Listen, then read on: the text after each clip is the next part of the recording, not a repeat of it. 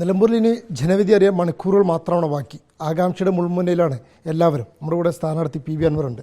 എന്താണ് ഏറ്റവും അവസാന മണിക്കൂറിൽ ഇപ്പോൾ വിലയിരുത്തലുകളൊക്കെ കഴിഞ്ഞിട്ടുണ്ടാവുമല്ലോ? ഇല്ല, പുതിയ അവസാന മണിക്കൂറൊന്നുമില്ല. നമുക്ക് തുടക്കം മുതൽ 8 മണിക്കൂറേ ഉള്ളൂ. ആ മണിക്കൂറിൽ തന്നെ ജനങ്ങളിലെ വിശ്വാസം, ആ വിശ്വാസത്തിൽ തന്നെയാണ് ഇപ്പോഴും നിൽക്കുന്നത്. ആ ഒരു പിന്തുണ വോട്ടായി മാറും എന്ന് തന്നെയാണ് കണക്കാക്കുന്നത്. ഈ ആദ്യം വോട്ടെണ്ണാൻ പോകുന്നത് വഴിക്കടവിലാണല്ലോ. വഴിക്കടവ് പി വി അൻവർ ഏറ്റവും കൂടുതൽ വോട്ട് പ്രതീക്ഷിക്കുന്ന സ്ഥലം വഴിക്കടവല്ലേ? തീർച്ചയായിട്ടും ഏറ്റവും കൂടുതൽ വോട്ട് എന്നല്ല, പൊതുവിൽ എല്ലാ പഞ്ചായത്തിൽ നിന്നും വോട്ടുണ്ടാവും. വലിയൊരു പഞ്ചായത്തും വലിയ വോട്ടിംഗ് പെർസെൻറ്റേജ് 29,000 വോട്ടോടെ പോൾ ചെയ്തിട്ടുണ്ട്. 2 പഞ്ചായത്തിൻ്റെ സൈസുള്ള പഞ്ചായത്താണ്. സ്വാഭാവികമായിട്ടും അവിടെ കൂടുതൽ വോട്ടുണ്ടാവണം, അങ്ങനെ തന്നെയാണ് കണക്കാക്കുന്നത്. എല്ലാ പഞ്ചായത്തിലും ശക്തമായ സാന്നിധ്യമായിട്ടുണ്ടാവുന്നതാണ്. തീർച്ചയായിട്ടും എല്ലായിടത്തും ഈ നിലമ്പൂരിലെ ജനങ്ങൾ തന്നെയാണല്ലോ, ആ ജനങ്ങളെയാണല്ലോ നമ്മൾ പ്രതീക്ഷിക്കുന്നത്. അതുണ്ടാവും തന്നെയാണ് കണക്കാക്കുന്നത്.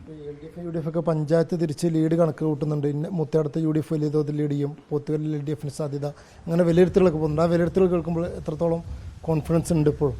അതിനുവേണ്ടി അവർ ചെലവഴിച്ച സമയം, അതിനുപയോഗിച്ച പെന്ന്, അതിനുപയോഗിച്ച എന്താ പറയുക പേപ്പർ ഒക്കെ വേസ്റ്റായി പോകും.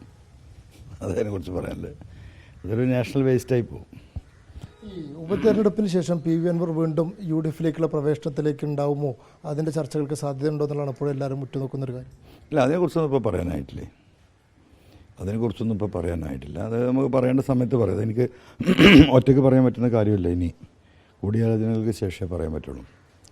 അപ്പം അവിടെ നിൽക്കട്ടെ, നമുക്ക് നോക്കാം.